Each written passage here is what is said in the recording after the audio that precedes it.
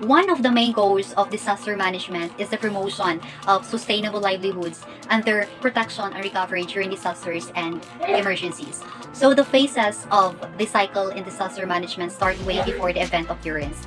So if this goal is achieved, people have a greater capacity to deal with disasters and their recovery is more rapid and long-lasting. So the objectives are to reduce hazards, prevent disasters, and prepare for emergencies. So there are generally 4 phases in the cycle. First, we have mitigation. It involves implementing measures for preventing future threat of disaster and or minimizing their damaging effects of unavoidable threat. It requires hazard risk analysis and application of strategies to reduce the likelihood that hazards will become a disaster, such as flood-proofing homes or having flood fires insurance, following safety standards of building materials.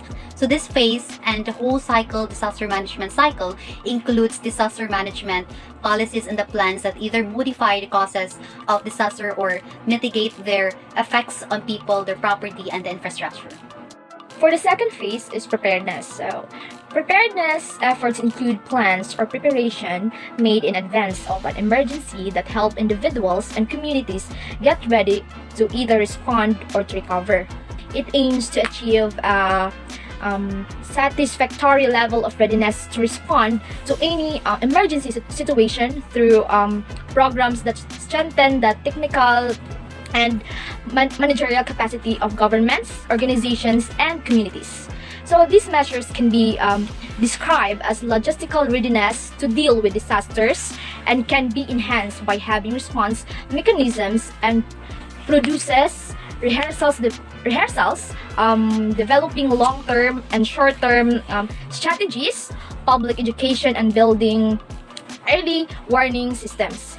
The preparations may include the stocking of reserved food and water, the gathering and screening of willing community volunteers or citizens' education and evacuation plan, holding disaster drills and installing smoke detectors, mutual aid agreements, development of hospital disasters plans and emergency medical service plans, and etc.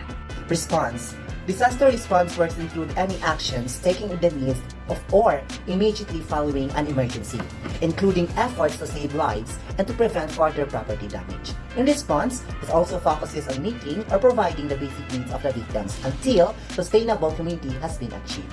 Response may still continue even when recovery phase can already be started.